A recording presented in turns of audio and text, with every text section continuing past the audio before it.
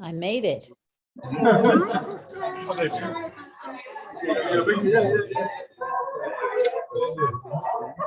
No, I hope that this is not the. No, it's Just look there.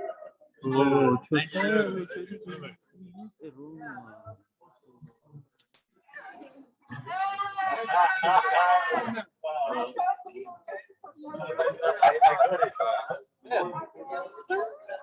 how are you? Happy New Year, happy everything. I'm just in the midst. I have to quickly just do this technical thing, and then we'll have a ritual. So now. Thank you. Oh, we thought we were on the same things. Got it. Thank you. Right. Right. 40, 50, Right. 60. Right.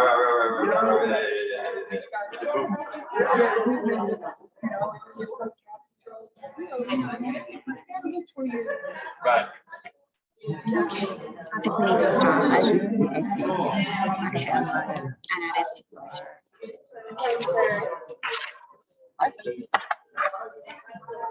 How you doing? Congratulations. I must be because I give you congratulations. To have a husband and wife team on the same achievement with, I find it very suspicious. But I do appreciate the work. Okay. I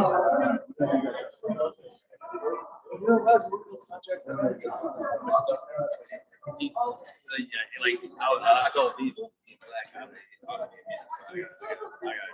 to slow down. So I got 2 contracts, but I came out to support myself. So I think we're.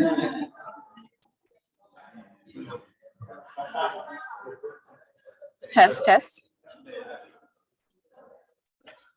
Yeah, this is the other sheet. Okay, no problem. Yep. So just doing that.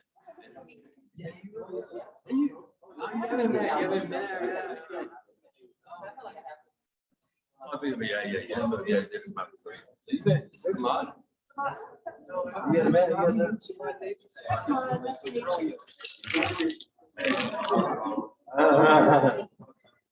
Yeah, I think it's the first time. But I think that's what the next spot. Where are you from? I forgot you. Arkansas. Somebody, yeah. I know. Yeah. We all like. Yeah, I know what I'm saying. We have the only state in the union that has a diamond mine, and we brought you guys cheap stuff to Walmart. And what is it you do? Tyson chicken. She got big chicken. So yeah, those words probably would be.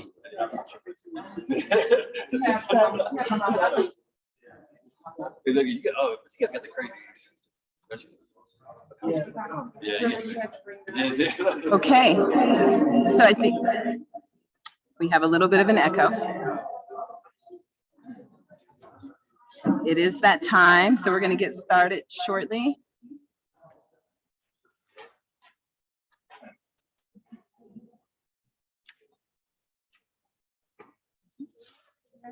Yep.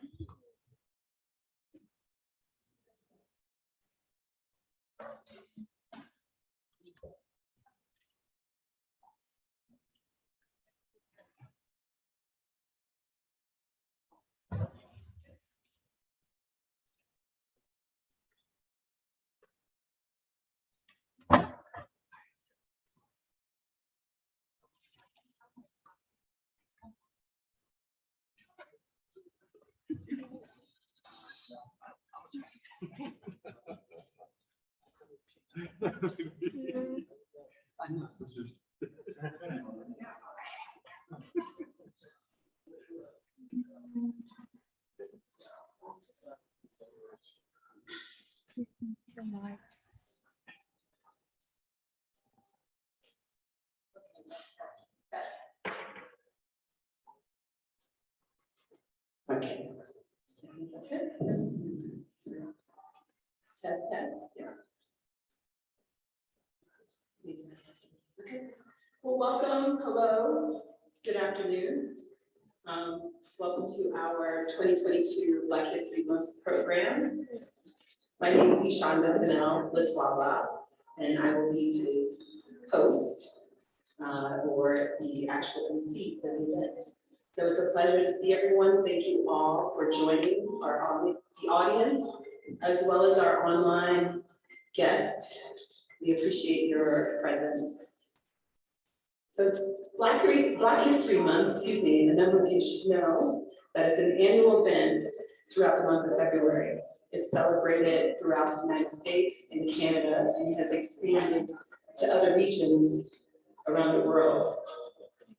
It's a time of year when African Americans, we take a pause, they take a step back to reflect, as well as to remember historical events and people that have been important to our actual journey. This year, we have put a spin on the historical component, and we're going to take the time out to recognize and celebrate Black history in the making.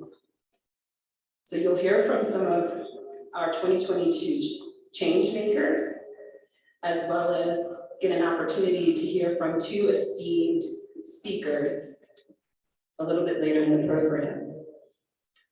So we're in for a splendid time, and I'm sure you'll leave, feeling inspired. And my hopes is that you will leave thanking yourself for making time to treat yourself to today. So before we begin, what I'd like to do is I'd like to just make sure people know the housekeeping. One is to please mute your cell phones if they're on. And the second is to make certain that you all know where the bathrooms are. If you need to take a little potty break, the bathrooms are straight through the door to the left. And I just want to make a note to make certain everyone understands that today's program, we did provide an interactive component where people will have a chance to ask questions and be engaged. That's our purpose for being together. So we have a full program, and it would not have been possible without our partners. So I just want to make certain to acknowledge each of our partners. And I'd like to at least bring a bit of attention, first and foremost, to the African Center for the Study of the United States, ACUS, or known as ACUS, as well as Howard University, the Center for African Studies, Democrats Abroad, known as DASA, and Global Diaspora Connect, known as GDC. I'd also like to acknowledge the Origin Center. As you all can see, it's a beautiful space. It's very nice that they've provided this space for us today. And more importantly, I'd like to make certain to thank all of the background folk who have been helpful in making today a success. We appreciate that. So without further ado, I want to give a chance to allow our partners to come up and offer a word of welcome and share any remarks they may have as we get started. So first we have Dr. Bob Wakesa. He's going to speak with us on behalf of ACUS. And if he could please come to the mic, share a few words with us, it'd be awesome. Thank you.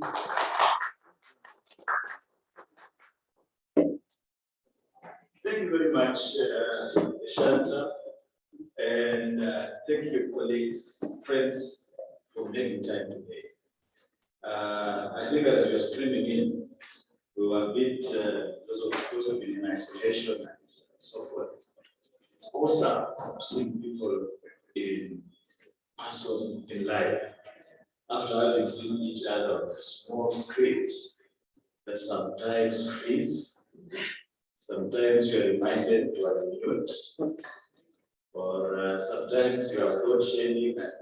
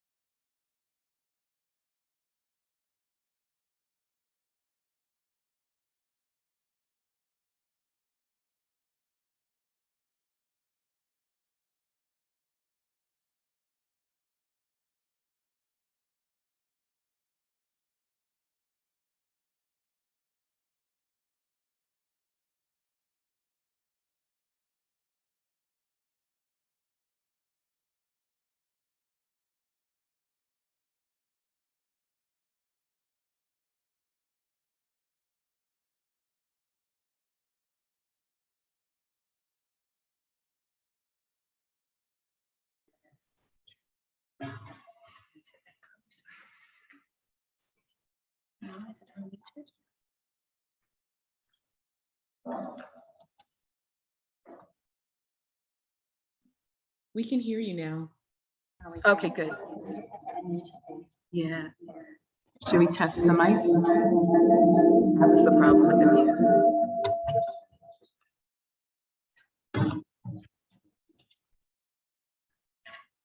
Go ahead and speak. It's getting feedback.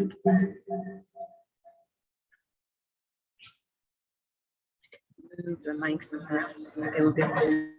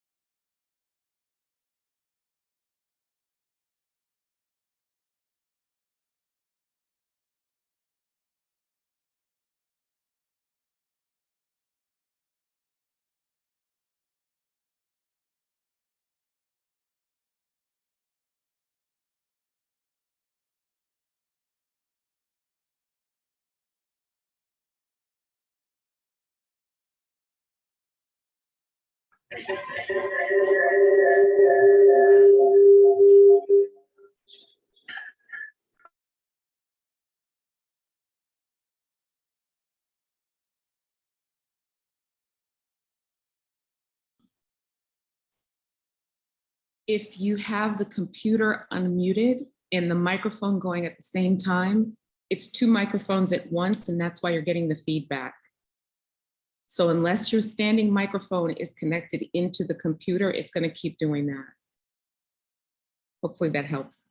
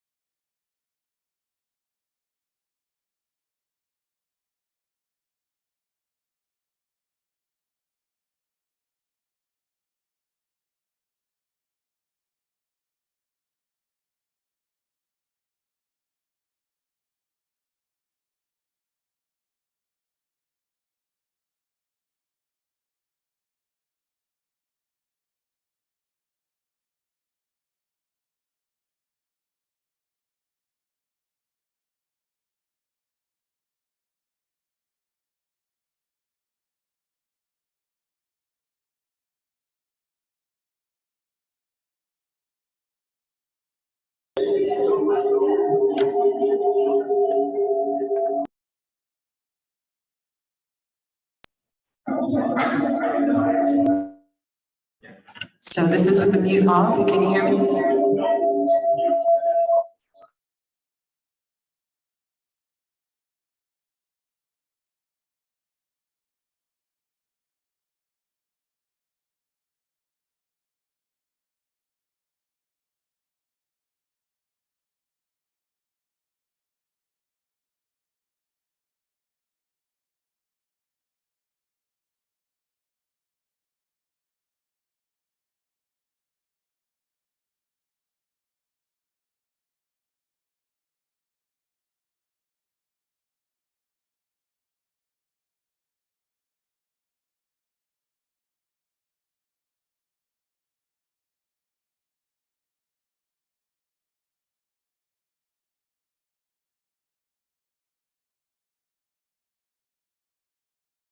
Okay.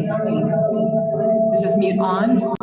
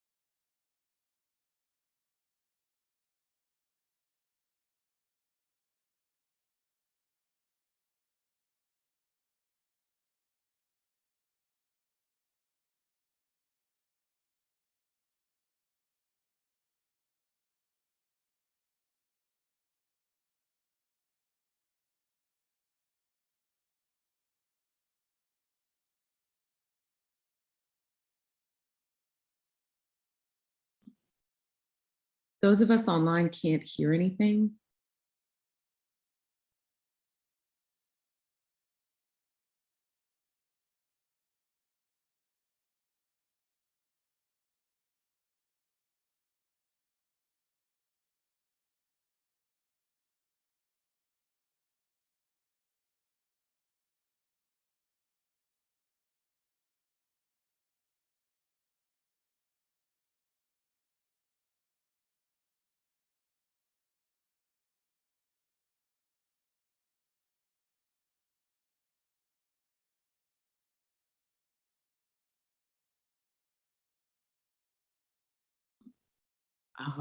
I guess they're totally gone now.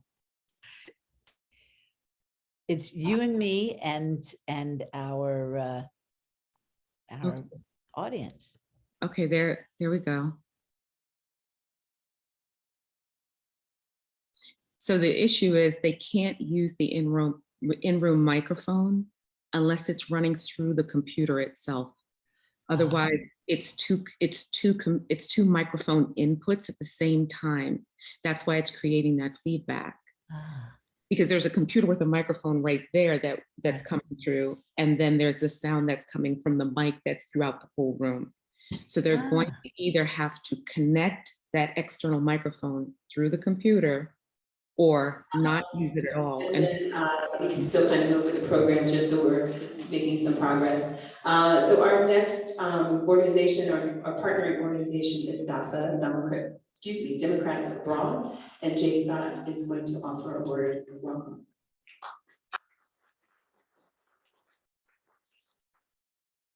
Thank you, Shonda. Hello, everyone. I am Jay Scott, and I am the interim vice chair of Democrats Abroad South Africa. I see our chair has made it. Welcome, Bradley.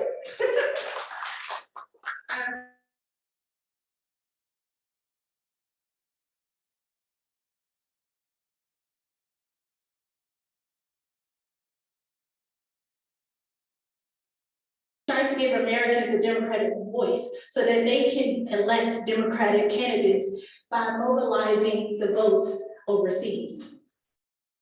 Now, Democrats Abroad has 48 country committees through Europe, through the Americas, Asia, the Middle East, and Africa. These country committees keep Americans informed of their rights and in how that they can be a part of the US political process. Are you guys able to hear me? Awesome. So Democrats Abroad is recognized as a state party by the Democratic National Committee, the DNC is what we call it, and is represented on the DNC by 8 voting members, as well as the Democratic National Convention. Our online voter registration tool is Vote from Abroad. That's where you can get your absentee ballot to vote. You can vote from anywhere around the world. So we want you to get involved. We want you to hear more about Democrats Abroad South Africa so that your voice can be heard around the world, no matter where you are. Thank you, GDC, for having us.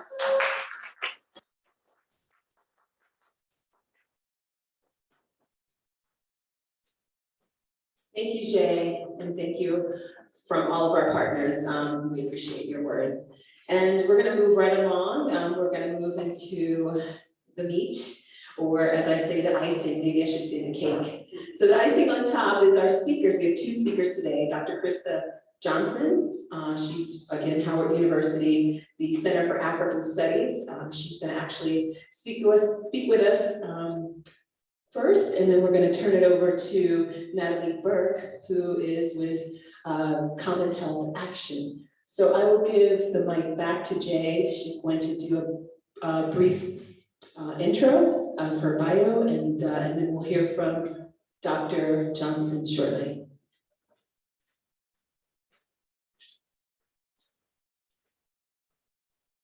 So it is my absolute pleasure to introduce Dr. Crystal Johnson. Dr. Crystal Johnson is an associate professor and director of Center for African Studies at Howard University. She is also co-convener of the HU Women and Gender Studies Collective. She received her PhD in political science from Northwestern University and has published a wide range of topics, including health policy, gender and HIV prevention, global health governance in Africa, and race and racism in international relations. She has lived and traveled extensively throughout Southern Africa, completed a Fulbright Fellowship in 2012 at the Center for the Study of HIV and AIDS at the University of Botswana, and has been a visiting scholar at the University of Cape Town and the University of the Western Cape. In 2019, she was awarded a National Endowment for the Humanities Fellowship to conduct research for her upcoming book on the Howard School, an early African-American scholar in the field of international relations. She recently completed a fellowship with the Drescher Center for the Humanities at the University of Maryland, Baltimore County. For 2021, she was also awarded a Carnegie African Diaspora Fellowship for 2021 in partnership with the Institute of Pan-African Thought and Conversation at the University of Johannesburg. Let's give a warm welcome for Dr. Crystal Johnson.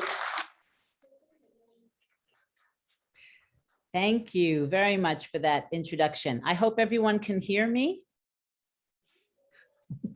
Okay, on the Zoom call we can hear. I hope everybody in the audience can hear me. It's great to it's great to be with you. Unfortunately, I'm not able to be with you in person in South Africa. Would like to, because our weather here is iffy at best. I'm really excited actually about this event and participating in this event and our ongoing partnership and collaboration with Access at WITS, and also to really have the opportunity to learn more and get to know and work closer with Global Diaspora Connect and DASA. Very excited to learn more about your activities and your engagements in South Africa. As you probably gathered from my bio, I am a frequent visitor to South Africa, not just even visitor. I've spent actually lived there myself off and on for at least probably 5 years or so. So you know, my second home myself. So when I come back, I'll certainly make sure to connect. So it's really an honor for me to be here today. I'm going to keep my remarks brief, but just wanted to, highlight really how important it is to and uplifting it is to celebrate change makers, both in Africa and throughout the diaspora, and to celebrate African diasporan change makers in South Africa is really, quite a treat. I just wanted to contextualize this year's Black History Month, which we're celebrating in the midst of really a wave of anti-Blackness and anti-intellectualism that's been building in the United States and really throughout the world, but certainly in the United States, we're seeing those currents and those trends. The current efforts, though, to keep Black history and Black change makers out of the classroom is disheartening, certainly, but of course is not new. In fact, Carter G. Woodson, who is known as the father of Black history, developed a strategy to combat this anti-Blackness. And by establishing what was first called Negro History Week, Woodson provided an avenue for educators to recognize and celebrate the history of people of African descent. But his plan also entailed the creation and distribution of books, lesson plans, other curricular materials to aid teachers in presenting Black history. He was indeed an educator and a change maker. The present obsession that we have in the United States with critical race theory is really being used as a dog whistle for those unwilling to confront American racism, white supremacy, and inequality. And the aim is really to neutralize and delegitimize powerful critiques of American life. But that's, of course, why change makers are all the more important, particularly in this present era. They are unafraid to critique and challenge the status quo. I would also just add, of course, I'm based here at Howard University, where we have been one of the institutions that has been the subject of bomb threats, or the target, actually, of bomb threats in recent weeks and months. So it's really not unique to this present moment either that these attacks these attacks of anti-Blackness, if you will, and anti-intellectualism frequently take on a violent form and strike often at institutions that have a unique significance to Black Americans and to American higher education. So the recent bomb threats against HBCUs, but also other minority serving institutions across the United States, again underscores violence as a central feature of racial hierarchy and efforts to maintain racial hierarchy. The latest bomb threats were intended to coincide with Black History Month, and HBCUs were targeted precisely because they serve as powerful symbols of the African diaspora's strength and achievement. It's probably known to this audience that HBCUs have always punched above their weight in terms of the impact that they've had on Black social development. HBCUs, there's about 101 HBCUs in the United States at the moment, and they constitute, though, less than 3% of all colleges and universities in the country. And yet, nearly 20% of all bachelor's degrees earned by African Americans are earned at HBCUs. And 1/4 of Blacks who graduate in STEM fields graduate from HBCUs. 50% of Black doctors and 80% of Black judges were produced by HBCUs. And HBCUs provided undergraduate training for 75% of all Black Americans who hold doctorate degrees. So particularly in the current era as well, HBCUs are getting increasing political attention, in part because of emerging power brokers in American politics, such as Stacey Abrams, newly elected Senator Raphael Warnock, and of course, our Vice President, proud Howard alum, Kamala Harris, who are all graduates, though, of historically Black colleges and universities. We've also seen, though, interestingly, a significant enrollment boom in recent years at HBCUs. And this is in contrast to the national trends where many institutions of higher education are seeing declines in enrollment.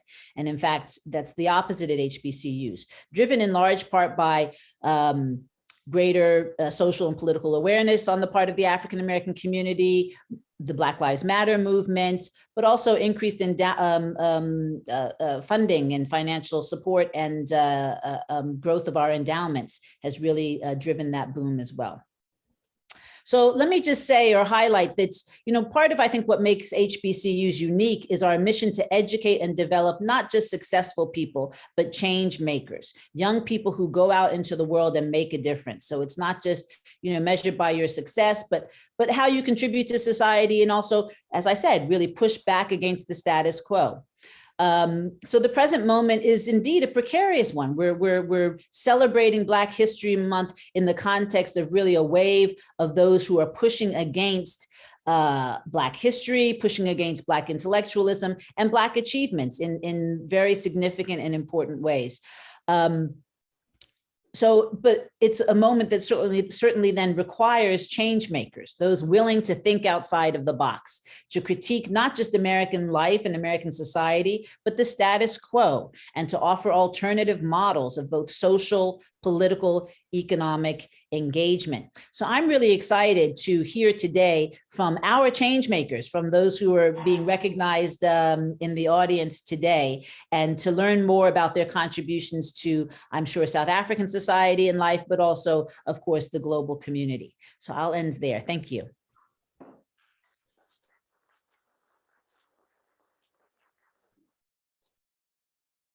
I think she may still be speaking.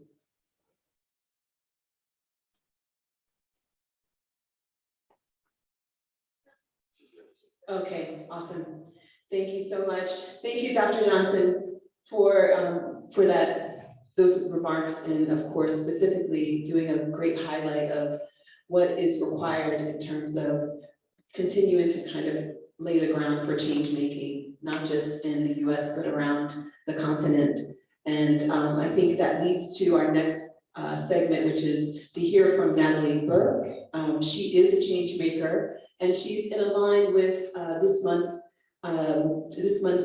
theme, which is Black health and wellness. She's going to speak to us and share some remarks as it relates to the change making she's doing in that sector. And before we give her the mic, I do want to just take a moment to introduce her. She's a nationally known speaker, strategist, master facilitator, and public health leader.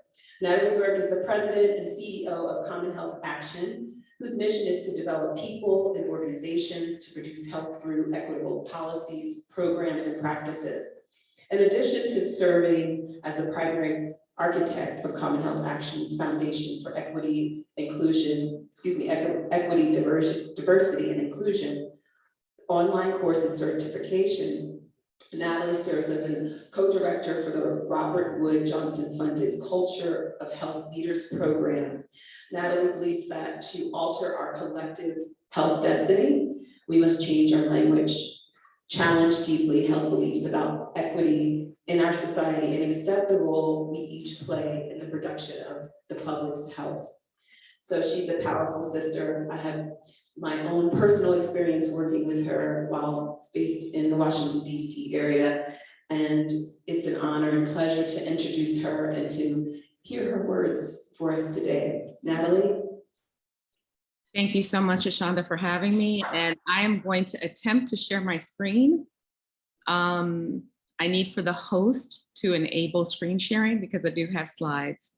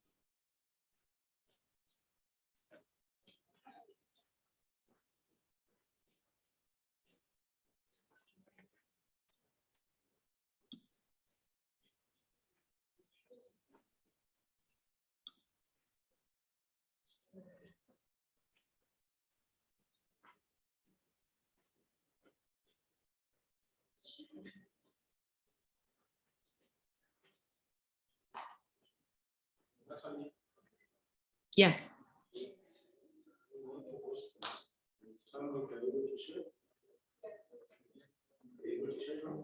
I can share now. Thank you.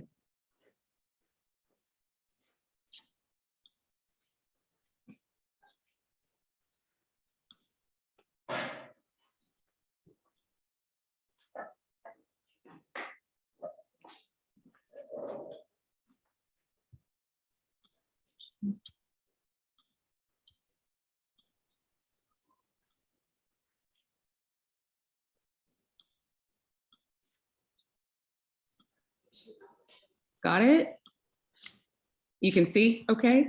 All right, fantastic. Thank you so much for having me here today. For me, health and public health are my calling, and the health of Black people is really a lot of why I wake up every single day. So today I want to talk to you about our bodies, policy, and power. And as a part of that, one of the things that I want to invite you to do is to get uncomfortable. So I feel like when I talk to audiences such as this one, part of my job is to orchestrate constructive discomfort. I am a firm believer that discomfort precedes any change. And so whether that changes within ourselves, in systems, in institutions, in society, we first have to be willing to get uncomfortable. And one point that I want to make about that is this: to be uncomfortable is not to be unsafe. So sometimes when people stop and they say they don't feel safe, whether it's in saying or doing something, there is a confusion there because that discomfort feels so alarming, feels so unsettling. So I want to ask you to be willing to walk with me quickly through this exploration of social determinants of health and health equity, and to get a little bit uncomfortable. I hope to give you some things to think about and some things to talk about. I think it is important for us to process, not only as individuals, but together. So where is my mind today? Whenever I speak to a group, I feel a sense of responsibility for speaking truth. And so my truth today is a little bit heavy, but it connects to our topic. This is me, yeah, that's me, about, oh goodness, 30 some odd years ago, with one of my dearest friends, Lorette, who I met on my first day of college. So we were both 18-year-olds, meeting up and becoming dear sister friends for all these years. And Lorette, back in 2015, had a bout with breast cancer. And she rang the bell and she finished her treatment and she moved on with life.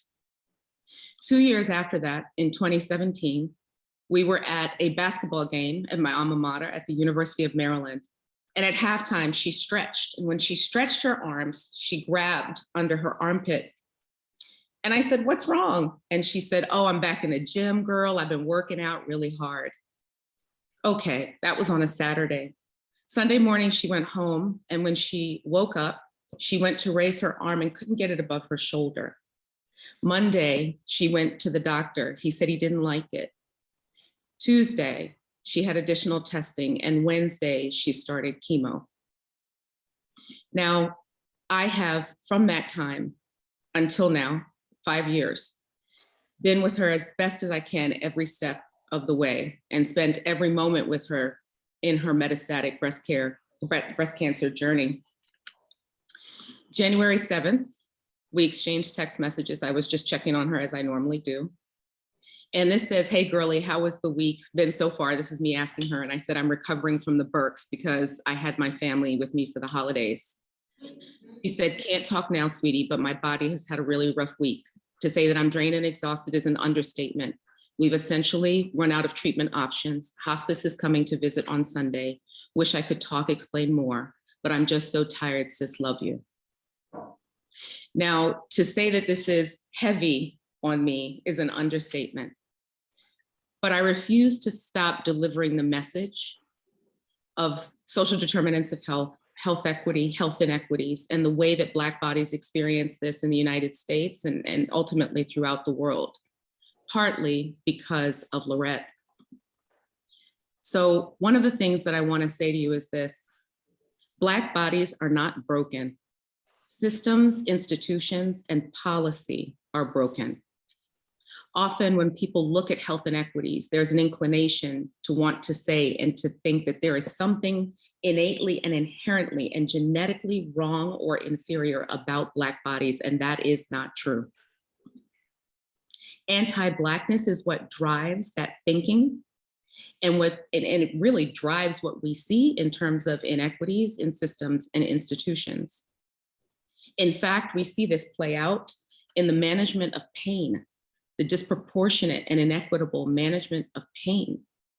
This for me was mind-blowing to learn and to understand that even amongst pediatricians, the pain of Black babies is treated differently and less than their white counterparts. So this idea of racial identity and its connection to pain is a very real one. But your health is not an accident. It really is a production of society. We know that it's about 10 to 20% genetic, 30 to 40% based on your personal behavioral health. Do you eat right, diet, exercise, engage in risky behavior, wear a seatbelt, wear a condom, wash your hands, wear a mask in the age of COVID, right? Those behavioral choices. But the other 40 to 50% is really based on the systems and institutions that create the context and the constructs within which we live our lives and make our decisions. So social identity, power, and policy are inextricably linked as it relates to our health outcomes. And that's where we see the interplay of the social determinants of health. Those systems, those institutions that create those contexts and constructs for our lives and for our health, whether that's employment or housing, education or transportation, access to healthy foods. What we know is that when it comes to Blackness, our access to those things as it relates to equity are limited. Public policy drives how we experience those things. If you think about it, whether it's coming from American slavery to segregation to the post-segregation eras, those things were all dependent upon public policy. If you think about it from the standpoint of the redlining of communities that we saw in the United States, where there was the devaluation of certain communities based on the racial identity of people living there, and that lending was attached to that in ways that limited home ownership and manifested in limits of generational wealth, the ability to actually amass generational wealth for Black Americans, policy-driven. Or whether we look at mass incarceration from the 1970s to now in the United States, very much driven by racial identity and the way that the criminal justice system works. So in many instances, we begin to have these conversations when we look at those things and we talk about health disparities. But I want to encourage us to frame it as health inequities. And here's why. A health disparity is merely a difference in health status or outcome between groups of people. It's merely a difference. So a way to think of this is if you were to think of breast cancer and you were to think of males and females, you would find that females have much higher rates of breast cancer, which of course is tied to biology. But if you were to think of breast cancer and to look at breast cancer rates of survival across females based on racial identity, you would find that Black women are less likely to survive. And the reason for that is around health inequities. Health inequities are a specific type of disparity that are the result of systemic, preventable, avoidable, and unjust economic policies and practices. And those things create barriers to health, right? So think of it like this. When we have broken systems and institutions where there are unfair, avoidable, and unjust policies and practices, we are perpetuating oppression. And in this instance, it's oppression based on racial identity and based on anti-Blackness. Oppression is killing the oppressed. And we know this, whether we're looking at any type of chronic disease, hypertension, diabetes. What it does, oppression, is that it manifests as chronic stress. This idea that you experience helplessness in your circumstances or situation leads to chronic stress. Chronic stress leads to something called allostatic load. That is literally a weathering, a wear and tear that takes place at a cellular level. And the epigeneticists say that it actually turns on genetic expression to chronic disease.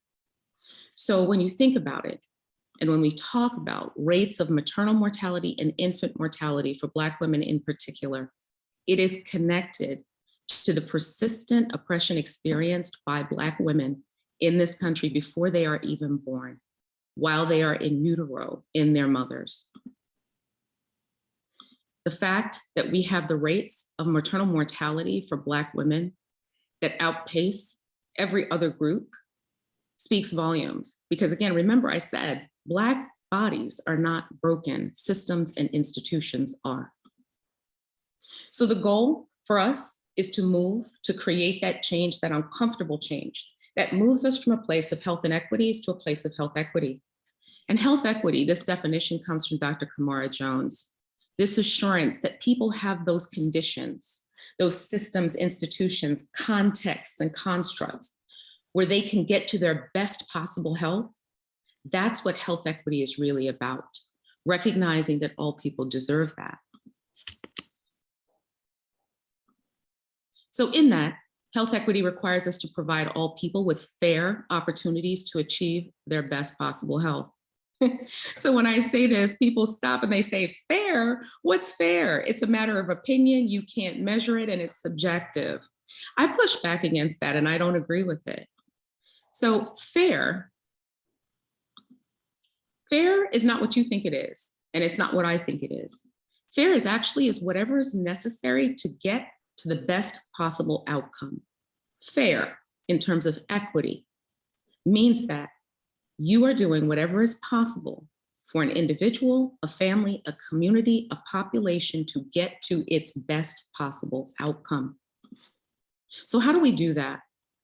We do that through public policy that is race conscious, taking into account the historical context of public policy that has driven us to see the health inequities that we see today, and recognizing that we can actually change that. But in addition to that, we have to acknowledge power. Power being this ability to define reality for ourselves and for others. And power exists in many different ways. So sometimes one of the ways that I talk about this is the power that comes through privilege. And often for Black people, people of color, the thought of having privilege sometimes escapes us. But in fact, I know I have able-bodied privilege. I have educational privilege. So there is power that we have. The question is how we choose to use that power, because the reality is that privilege is like a hammer. You can either use it as a weapon or a tool. So it is incumbent upon us to use whatever privilege and power we have as a tool, and to encourage those who have types of privilege, particularly white privilege, to use their power, to use their hammer as a tool for justice and for equity and for health. So what does that mean? That means that we have to build systems and institutions and practices that value people, not in spite of who they are, but because of who they are, within the context of their identity, because within the context of identity, you have lived experiences. So to value people's lived experiences requires us to be in relationship and to shape and reframe society in a way that allows us all fair opportunities to get to our best possible health. So all of this can be very heavy and weighty, especially given the historical and current day contexts. But I want to encourage us to lean on this quote that comes from our Indigenous brothers and sisters, and it says, "They tried to bury us, they didn't know we were seeds." We shouldn't be here today for so many reasons, based on the oppression and the inequities that we have experienced, but we still are. Should we have to be this resilient? We shouldn't, but we are. So now the question is, how can we come together collectively to leverage whatever privileges we have and whatever power we have to create the change in society, in systems and institutions that allow us all to achieve our best possible health. Thank you.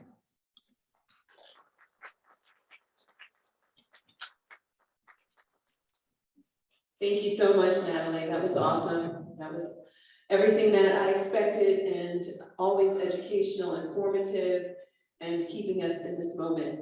It actually makes me reflect on my reading right now. I'm reading the 1619 Project by Nicole Hannah Jones.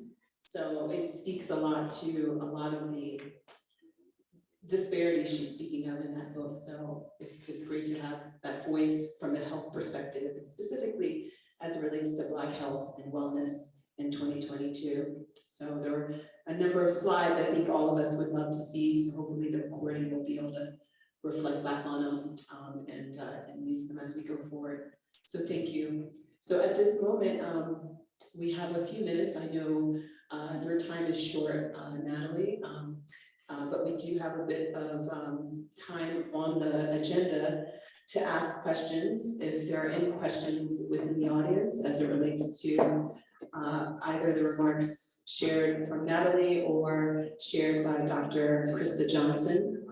So we're gonna open hopefully the online platform. So if there are individuals online who would like to ask a question or respond or react to any of the comments and the sharing that Natalie and Dr. Krista have provided at this point, this would be the time. So anyone in the audience, if you do have a question, we do have, I think, other mic options, and if not, you can come here to the podium.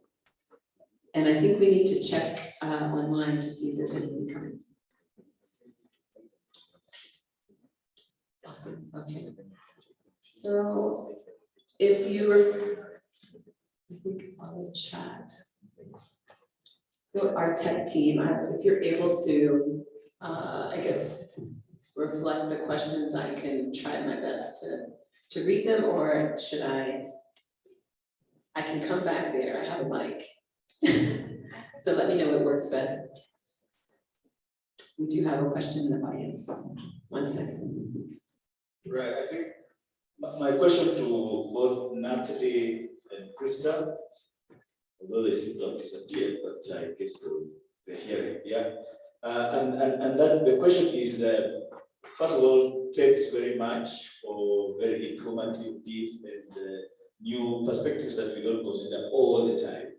But for both of you, what are the connections with continental Africa, with this continent, particularly on the issues of health, from Natalie's perspective, and for Professor Johnson, connections between the HBCUs and the continent, in whichever way, the continent of Africa, of course, not the continent of Asia or Europe.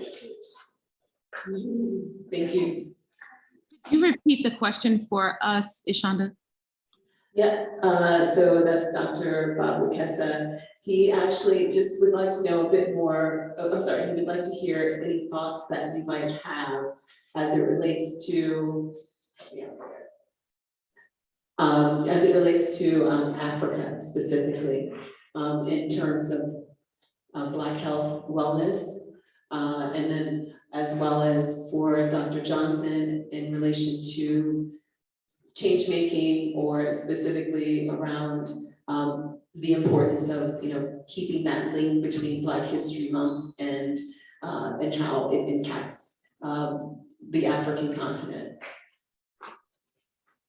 So I guess I'll start. And I would say that when I look at and think about the restructuring of the public health system in South Africa, and to looking at public healthcare and private healthcare, the issues of inequity are still front of mind and present post-apartheid. And part of what has to happen is the continued movement against anti-Blackness, in a sense, to push forward the cause of equity that's going to allow people in those systems to have access to quality care, to have access to the care that they are inherently deserving of, and that is written into policy, but has to be brought into practice. And so I think that there is this challenge around bridging that, that I think is certainly being faced in South Africa, and it is being faced in the United States at the same time. And so we share those same problems coming out of some shared historical context, And it all tracks back to this concept of identity and this idea around power, especially and also connected to socioeconomic status. Poverty should not be a determinant of your opportunity to get to your best possible health. I don't care where you live. My family's from Jamaica, the same thing plays out there. So for Black people throughout the world, this idea that your health in some way should be connected to your pocketbook has to be broken. And we really do need to not only say that health is a right or that healthcare is a right, but we actually have to, through action and practice, demonstrate that we value people enough to make health and healthcare a right. I'll stop there. Krista, you're up. Thank you, Natalie. Well, let me just say, you know, this is my second event this month where, you know, the theme of Black history has really kind of been broadened. Maybe it's because I am, of course, director of our Center for African Studies, but has been broadened to really kind of, you know, a broader conversation around the African diaspora. The other event was actually with, you know, with an American group and their theme was Black history is African history. And so it was, and I was just actually really very, very impressed with how enthusiastic that group was and how embracing of this kind of larger, you know, kind of idea, you know, was. And I have to say that that is really, you know, kind of, I think where we're going. So it's encouraging again, I'm uplifted again by, you know, seeing, you know, the coming together and the really understanding of a larger community. I've said this before, and I know Bob, you know, knows that I'm, you know, obviously, I mean, a promoter of HBCUs, but to just really impress upon people, you know, these are not the HBCUs of old. Our demographics at Howard are fundamentally different than I think what they were certainly, you know, when I was in college 30 years ago. So maybe not, you know, for you young folks, but we even, in fact, the African-American population in the United States is fundamentally changing demographically. We have a much larger percentage of African-Americans who are now immigrants and African immigrants. So historically, the large increase of Black immigration to the United States came from places like Natalie's family, like Jamaica and the Caribbean and Latin America and whatnot. And you're seeing now 1 in 10 African-Americans are actually, you know, first or second generation Africans, right? So from the continent. So those ties are really becoming much, much more stronger. And we're able to, I think, build on those in really fundamental ways. So we're seeing, obviously, you know, if you will, you know, African change makers, really African American, but African change makers in the American context doing great things over here. And then likewise seeing African American or African diasporan change makers in the African context doing great things. So I think we're only going to see really opportunities, increased opportunities and increased engagement and connections between the diaspora and the continent. And certainly I think HBCUs, of course, play really a pivotal role in terms of fomenting those ties and those connections. Great, thank you so much. So do we have any additional questions? If not, we will not labor this time. I'm gonna keep an eye on the chat, doesn't look like we have anything coming, but we want to definitely just take a moment and thank both of our speakers. I do see Natalie's posted in the chat box for individuals who have an interest in staying in contact. But we want to thank both of you for taking the time and your patience, of course, and working with us today. But sharing your thoughts and really just taking the time to, again, as I said earlier, to pause and to reflect, to also, you know, pay forward, to make certain that we'll continue to have conversations that are you know, that are instrumental and most certainly important to our community. And so thank you both. And if either of you have to leave, we understand that there are some time commitments on your side. But we are going to continue with our program. And can we just give them a quick warm thank you? Yeah.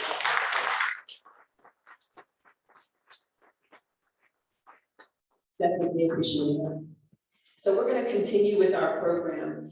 So for the remaining part of the afternoon, we had put time aside to really take some time out and recognize our change makers here in South Africa, here on the continent, doing work that needs to be done and that needs to continue looking and addressing us regardless of where we're based, social, economically, and otherwise. And so today we have basically 9 change makers that we have selected and gone through a process with. We will basically take some time to hear from them. I'm trying to read from my notes here a little bit, so bear with me. It's been a while since I've been in front of audiences like this. So, but today's change makers were nominated by the GEC community. They are leaders in the diaspora community. Most importantly, they have displayed some instrumental role in shaping the socioeconomic landscape of South Africa. And to raise their profile, we, over the course of the month of February, have had a couple different activities. One with GEC, raising their profile by recognizing each of the change makers via their social media platform. We also had the United States Consulate of Johannesburg, who facilitated and organized a panel, which happened earlier this week. And it was a great discussion. So we were thankful for their participation in creating that program. And then most importantly today, we have the Access, the African Center for the Study of the United States, giving us this beautiful space and just giving us the time to really come together in person as well as virtually. And we're very much appreciative for them making this space and time available to recognize the change makers. So we're going to hear from we actually have 5 of the change makers that are present. We're going to hear from 4 of the change makers today. And to get us started, we're going to actually do a bio read, just so you have a sense of who these individuals are. And then we will recognize them with a certificate and then hear their remarks. I do see there's a table set up, but I think we're going to just use this podium. So I'm going to start with, okay, awesome. We're going to start with our first recognition. I'm going to pass the mic to Jay Scott, and she will get us started with our change maker part of the program.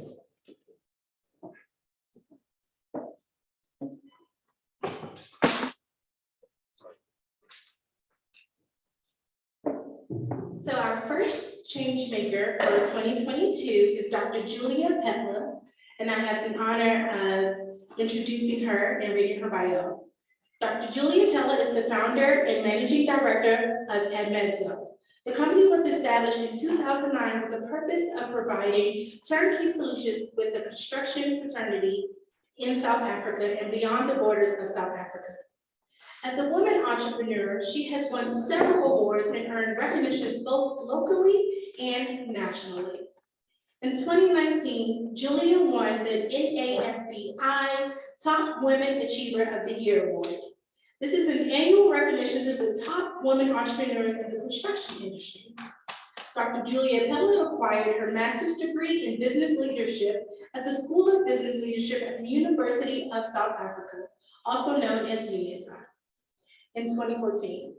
She was conferred the degree of Doctor of Philosophy, Business Administration, and Leadership at Trinity International University of Ambassadors, TIUA, in Georgia, United States of America in 2019.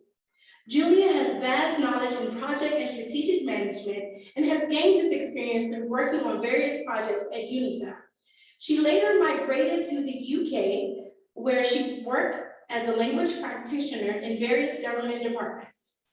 Dr. Julia Peplum is a vibrant businesswoman who exudes sound collection of the business landscape of South Africa and an astute entrepreneur who excels under economic pressure. Welcome, Dr. Julia Peplum.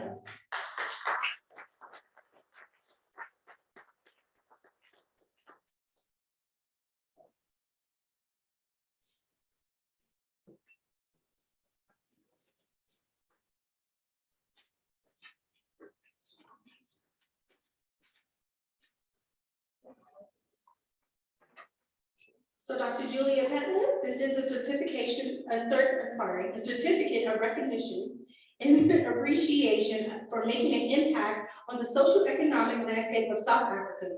We see you. We appreciate and celebrate the work that you do. Thank you.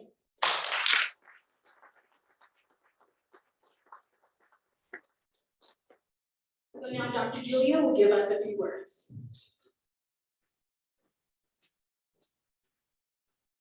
Thank you, Program Director. Thank you, Jay, for that recognition. It is indeed a great pleasure. I do want to start off by saying I traveled all the way from Limpopo.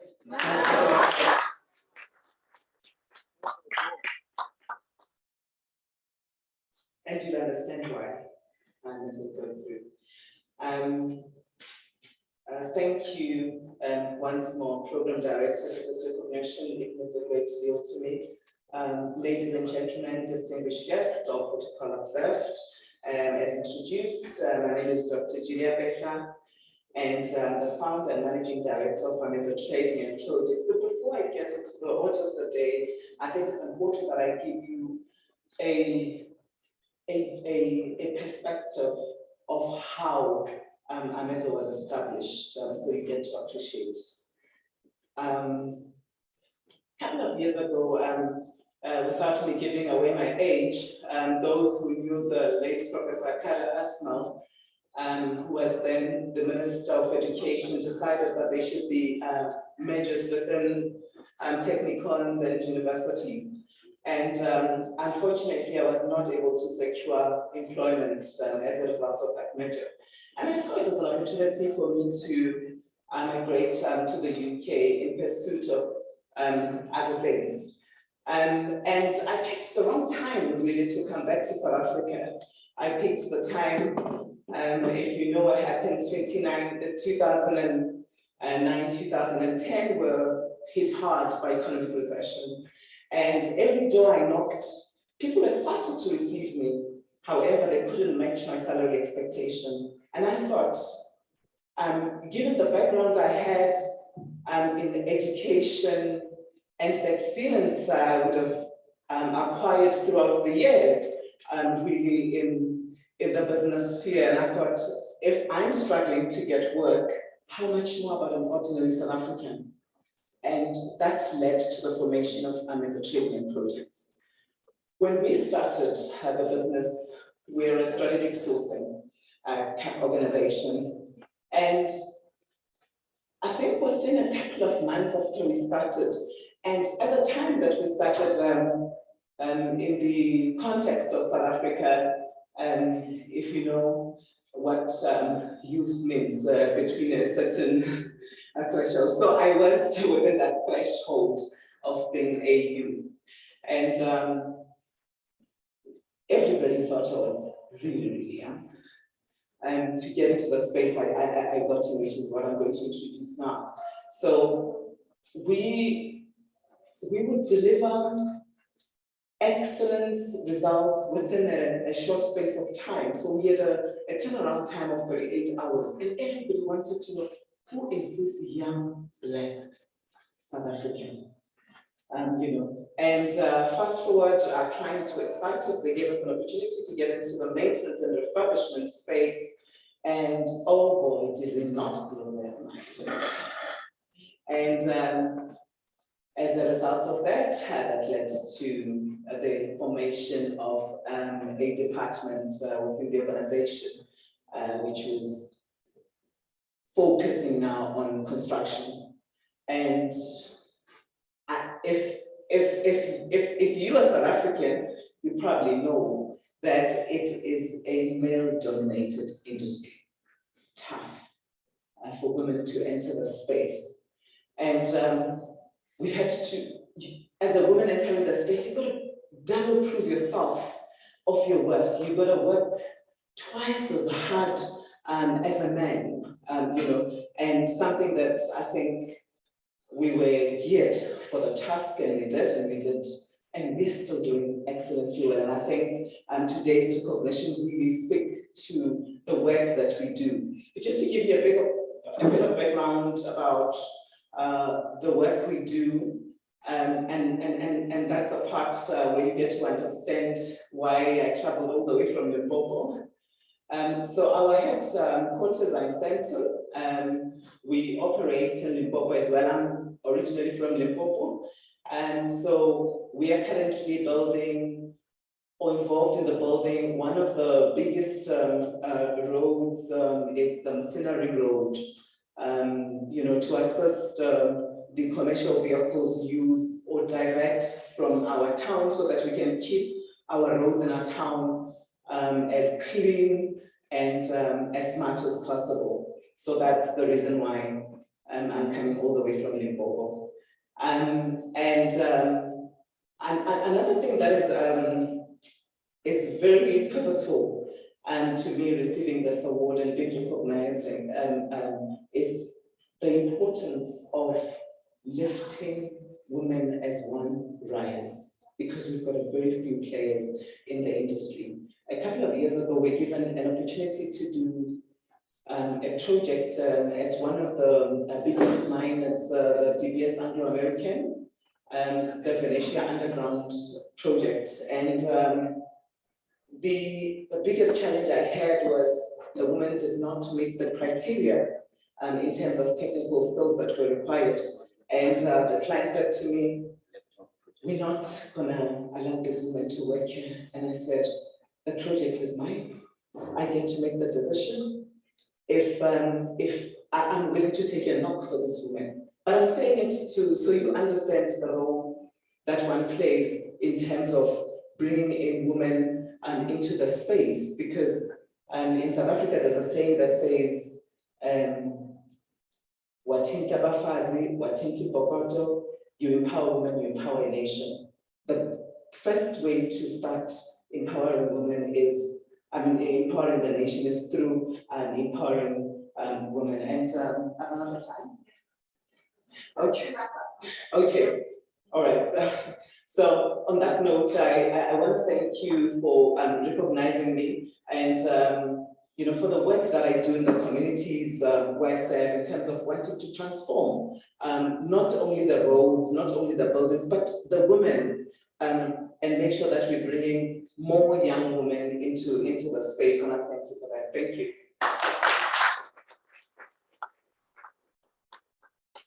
Thank you. Congratulations again.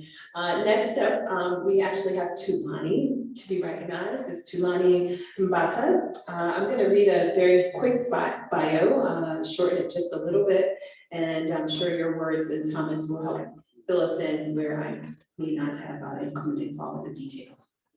So Tulani Mbata is a South African-born public health professional and leader with a passion for expanding access to health and quality education. He's employed by the University of California, San Francisco, as the project director for the Center for Disease Control, CDC, funded project under the President's Emergency Plan for AIDS Relief, PEPFAR, and the UC Global Programs Representative for South Africa. Tulani is on the mission to help children from his hometown of Alexandra Township have access to quality education in their own community. Over the past 15 years, he has dedicated his professional career to serving lives by working in collaboration with the ministries of health to deliver public health services. He continues to provide management and technical leadership to health programs focusing on HIV/AIDS, malaria, tuberculosis, and emerging infectious diseases. He has worked in over 12 sub-Saharan countries in collaboration with the Ministry of Health professionals, Indigenous African NGOs, CBOs, international organizations, academic institutions, and the private sector. Tulani and his wife co-founded Kolulu Academy, where he's currently served on the board of directors. His return to South Africa after completing his education and gaining professional experience in the United States has always been a clear path. He's passionate about Africa and its potential, and thus he believes strongly in being part of the change he wants to see. Tulani, please come to the podium. Congratulations. And it reads the same way that Dr. Julia Peplum reads. So we see you, we celebrate you, and we appreciate the work you're doing.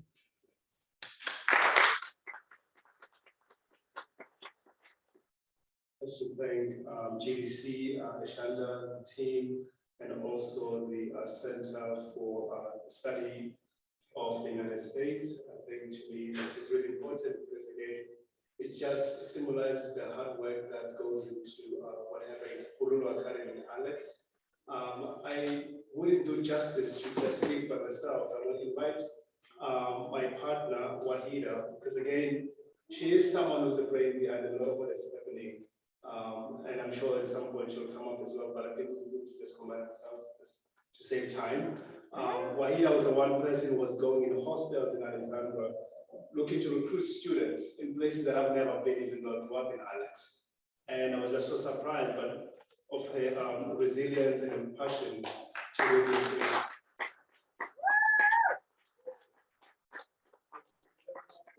and so for me, really, we want to just interrupt what was happening around education in Alex and really to prove what's possible in terms of making sure that all kids in Alex can really have the same opportunity that I had when I went to the American school, which is to get a good quality education, which can really help uplift ourselves out of poverty. So I just want to go ahead and also maybe share a few remarks. Tani Bodani.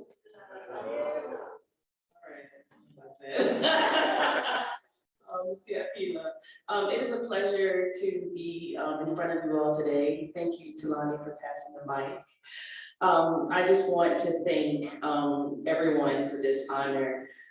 It's always an amazing opportunity to have the work that we do, to have a spotlight on it, not just for me and Tulani, but for the students that we serve at Hululu Academy. Tulani and I started Hululu Academy because we wanted to interrupt this narrative that if you are poor and Black, that in order to have access to a world-class education, you have to get discovered.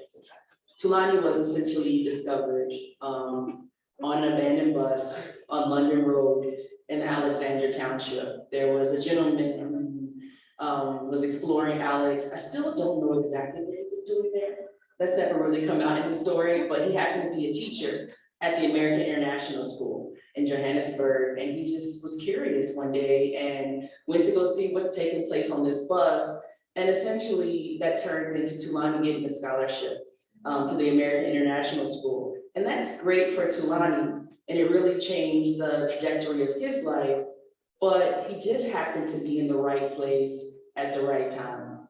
Tulani had many other friends that he went to school with that wanted access to a high quality education that just didn't go to that bus that day. And so for us, we wanted to create an environment where everyone gets discovered and that every child has access to a high quality education.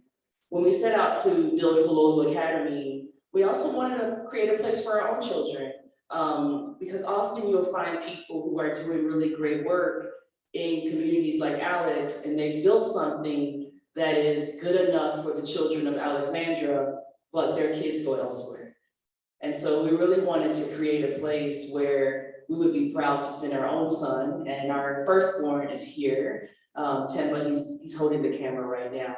But Temba is in our founding class. He started off in kindergarten or grade R, and now he's in the 7th grade. And in 5 years, Temba will be going to university. So we really appreciate the spotlight that you've placed on our work. And my favorite phrase, and pardon my pronunciation, Tulani, you can help me, is Aluta Continua. So may the struggle continue and victory is certain. Thank you. John Pina is also one of the 9 change makers. I was just trying to give them both before they needed it. So we thank both of them for the great work they're doing. Please.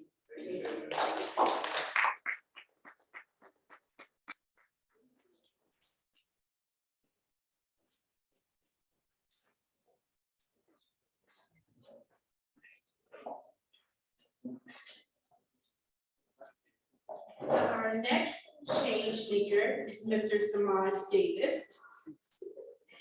And the quote that he loves saying is, bridging culture gaps between America and Africa through the power of entertainment, entrepreneurship, education, and technology. Saman Davis is a US-based entrepreneur, investor, philanthropist, international film and television financier. He's also a content producer and distributor with 23 years of Hollywood industry experience. Now, over the past 14 years, Saman Davis has worked tirelessly investing in various sectors across Africa. His work endeavors include market entry advisory to companies interested to expanding into the African continent, heavy mining, equipment leasing, education, renewable solar energy, and precious metals, such as also petroleum, natural gas, and exploration detection technology. Through various South African films and television productions and co-productions, Saman has specifically been at the forefront of creating hundreds of jobs and mentorship behind the camera, while also launching countless careers in front of the camera throughout South Africa, Ghana, Nigeria, and Kenya. Mr. Davis created the competitive acting reality show called Top Actor.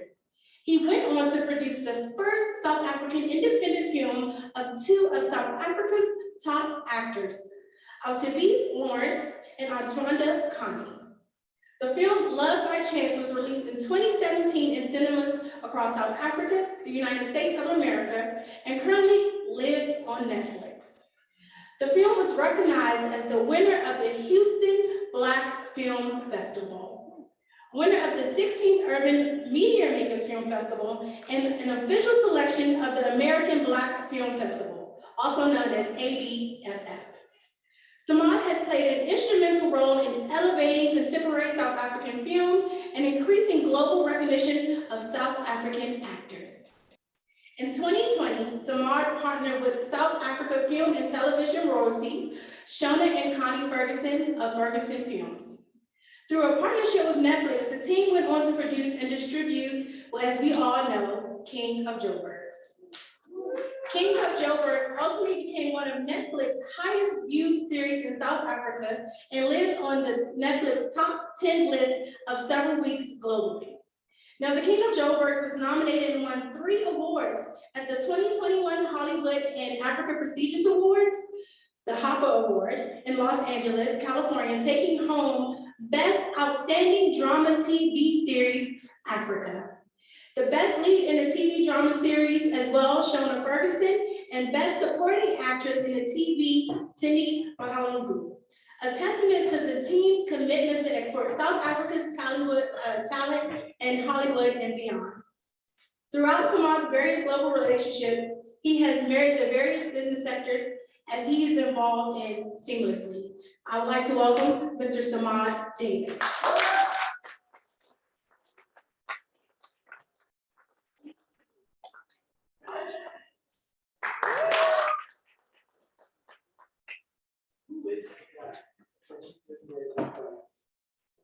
Thank you very much. This is an honor to be here. Thank you. I'm honored to be recognized.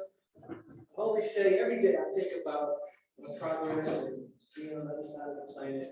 And I say I'm not supposed to be here. We listened to Natalie share some very powerful information with us. Listen to Krista share some very powerful information with us.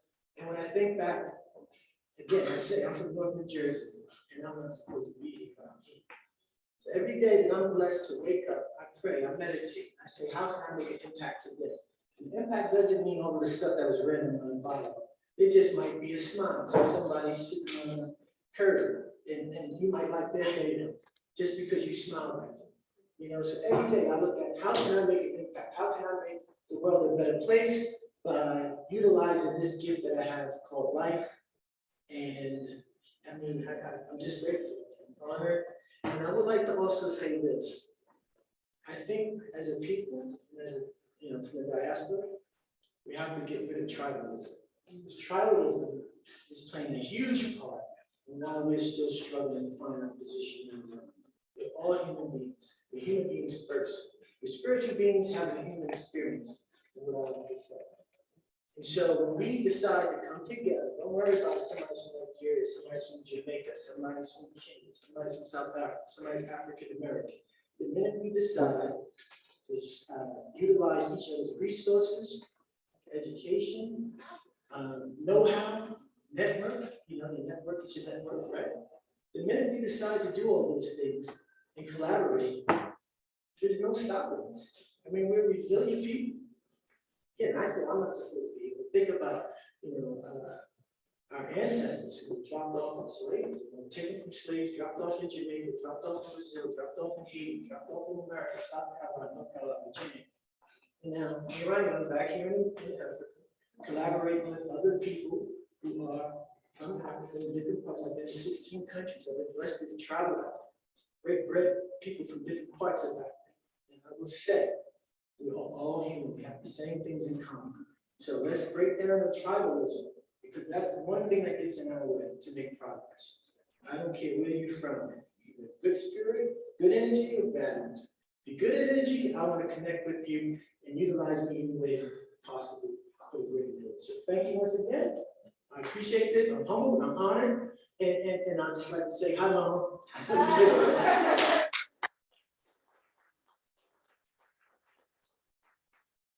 Yes, congratulations, well done. And last for today, in terms of who is present and able to speak of our 9 change makers, we have Thabo Datani. I'm going to read your bio very briefly. So Thabo draws a vast experience of innovation from interacting with several people who exhibit humility and selfless service to others.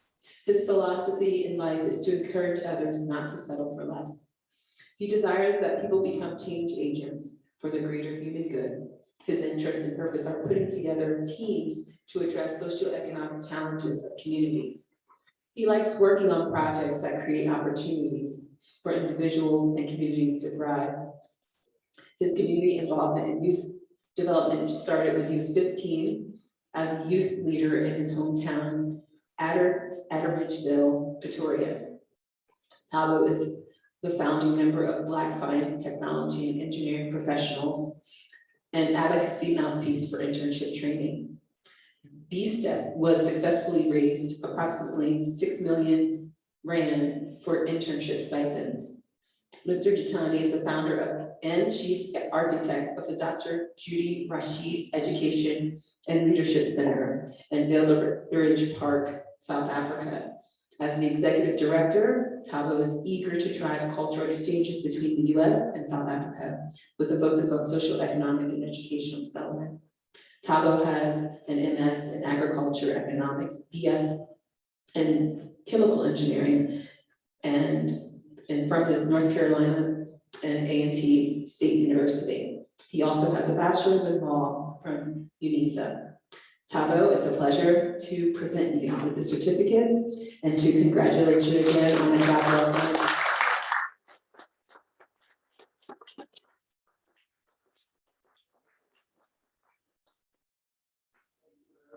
So Thabo's going to share remarks, and I do want to just ask the audience online if you could bear with us. We have just a few more minutes to add to the program, and hopefully you can stick by our sides. We appreciate the audience here sticking by our sides. Thank you. Thank you very much. It's an honor to receive the award, but it's also more of an honor for the youth and communities that I meet every day to engage in this business called life. I wanted today to start the session with music from our forebearers, Nina Simone, that says, to be young, gifted, and black. I think it's my North Star. As a young black person who's grown old, I have seen how when you're talented, there might not be avenues for you.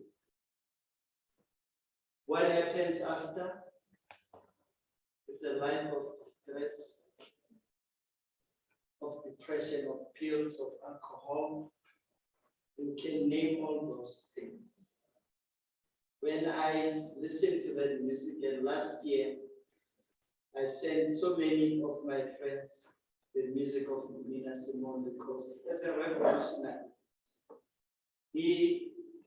she reminded me, and I passed it over to others, to remind them that there is that young, gifted, and Black who we need to ensure that they get an opportunity. And that is my mission in life. I stand here coming from the shoulders of many, particularly my mom, who has steered the ship and showed me the way. And I said to her, I said, Mom, you're old, you are 81 now. I think I can see your face, worried that who's gonna take over. I'm stepping in.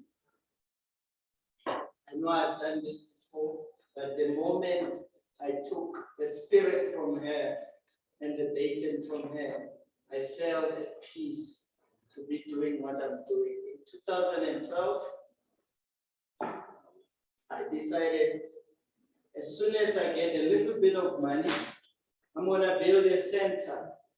The space is like this, and other space is about 500 square meters, where all the youth, young and old people, will have a place where they go to receive an intervention, whatever kind. We currently have a virtual conflict management with the University of St. Augustine in America. So many of those will pass through the center. We call it the center, but it hosts many activities. We're gonna host Black History Month Day, or what we call an Africa Day. And we'll be celebrating this year the people from DRC. And I heard from Saman that let's stop being tribalistic. It has pained me, and I like it when I hear from another person to say, let's stop, because there is one young, gifted, and Black who's not concerned about tribes, whose only concern is about where is the next mentor, where is the next opportunity. We owe it to ourselves. We are here because somebody else sacrificed, so that that young person, gifted and Black, can grow to be like us, can climb the mountains where we are right now. I also requested in ending, and I wish that they play again Nina Simone, because she captured everything that is within me. I ain't got nothing, but I got life. And I want every young Black child, wherever they are going through trouble, to understand they might not have parents, they might not have supporters, they might not have brothers, they might not have education, but they got life. And with that life, somebody like you and me is going to intervene to improve their lives. Thank you.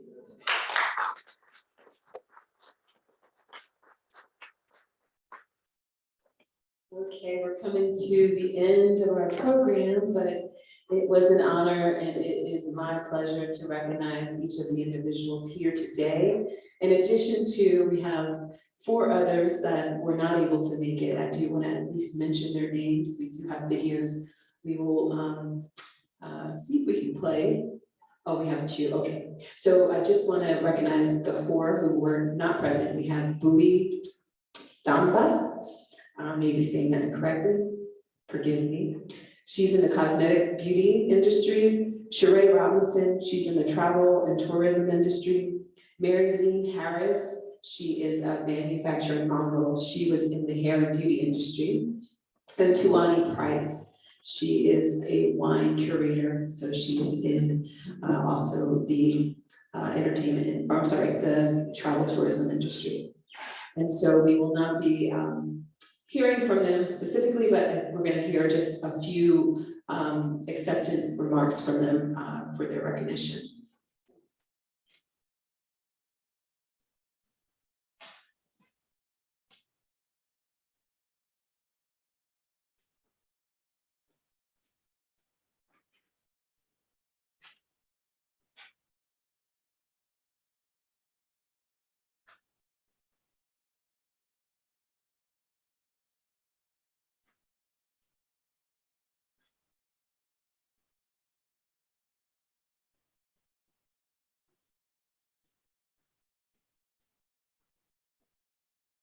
Okay. It's no worries if it's not coming through. We can just try to play it once we close out to make sure it's part of our background. And at least we can see the remarks they did share with us. So we, as I said, are wrapping up. I thank you all for the patience again. As we wrap, the main thing I want to share is that, you know, we appreciate the space, we appreciate our partnering. We want to also thank each of you for making the time to be present again. And I also want to give the folk who were partners. I know Dr. Bob Wakesa, the mastermind behind bringing this together, he has a few words to share. And before you leave, I did want to make sure that you also took a peek at the books that are sitting on the table there as you enter and exit, and consider an investment in a new read. So I will pass it to Bob. He will also share with you his final remarks and closings. Oh, the videos are ready. I am honored and beyond humbled to have been selected for the 2022 Changemaker of South Africa Award. I would like to say congratulations to all of the change makers who share in this spotlight with me. To my family and friends, I thank you. And for those that have gone before me, I say thank you to Mr. E.P. Joshua for believing in me and giving me the opportunity and the guidance to relocate to South Africa to set up a hair care manufacturing plant. My twin, Martha Joshua, who believed in me unconditionally. And to Madam C.J. Walker, who paved the way for me, showing me that I could make a mark in the hair care manufacturing industry. I would also like to thank Mary Lee Joshua, an African-American woman, for carrying the torch and continuing to manufacture Black hair care products for South Africa and America as I step into my retirement. Again, I thank the Changemakers Committee for this prestigious award. That was Mary Lee Harris.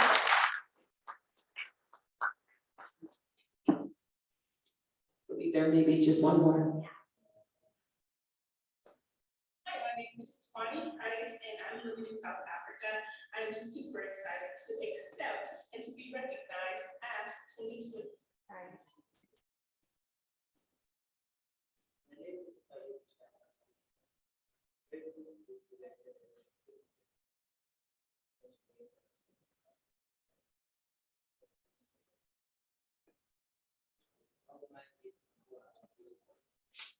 Okay, I think they're working on it, so let's give maybe a few minutes to see if we're able to get Twani Price.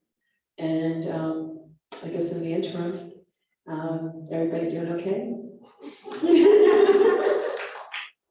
You know, I have to ask, check on my people.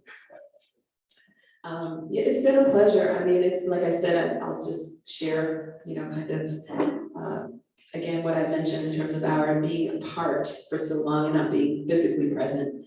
This has actually been a day of practice for me. It's been a while since I've been able to actually speak and yeah, engage an audience. So I want to thank you guys for being with me as well.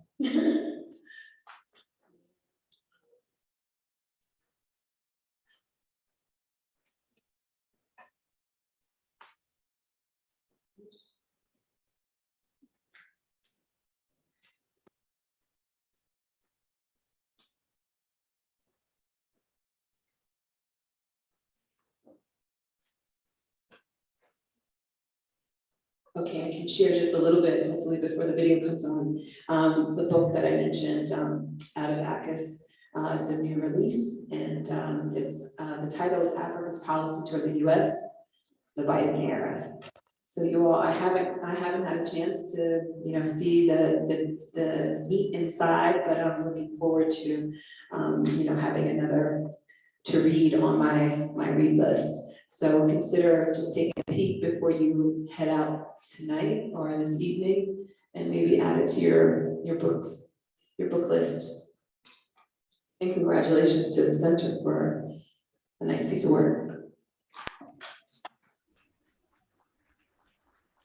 Hi, my name is Twani Price, and I'm living in South Africa. I am super excited to accept and to be recognized as the 2022 Change Maker by the Global Diaspora Connect Group. I'm super excited to be featured on platforms such as the United States Consulate General for Johannesburg and also the University of Witwatersrand. I am super excited to participate in their Black History program and to be accepted and recognized as a change maker in South Africa. Thank you, thank you, thank you. Yay! Okay, so yes, we're coming to a close to the 2022 Black History Month program. If I could have Dr. Bob Wakesa please share some final remarks, and then we can break and have some nibbles. Thank you very much, Shanda. I think we also need a round of applause for Shanda.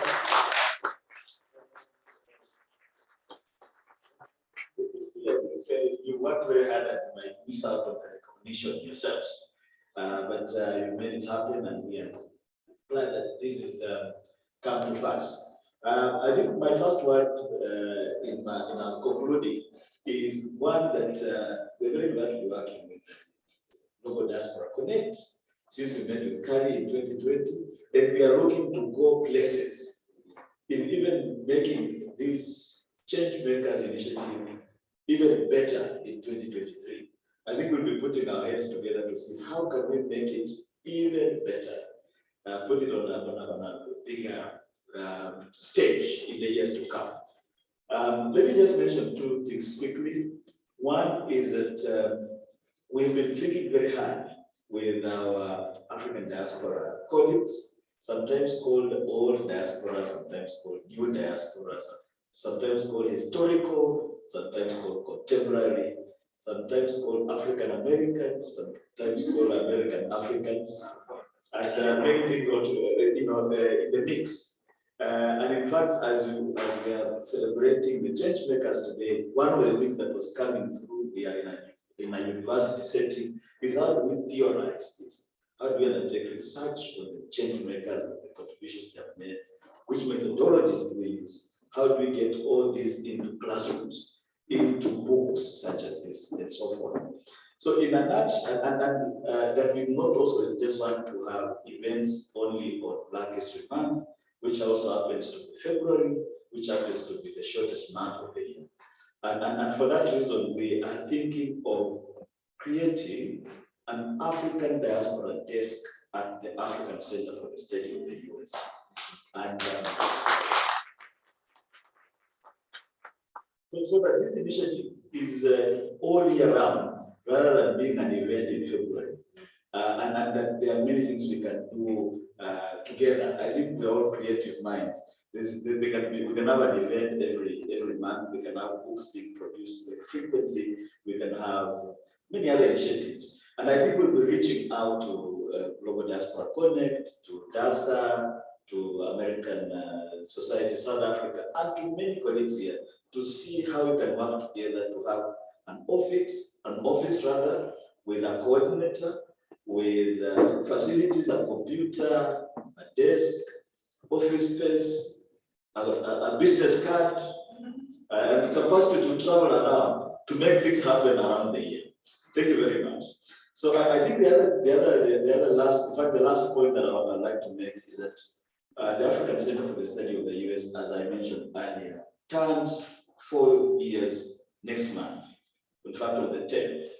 And for that reason, and I must also not fail to say, we turned 4 years and we are the first, the pioneer on the continent. The rest that will come after us will follow.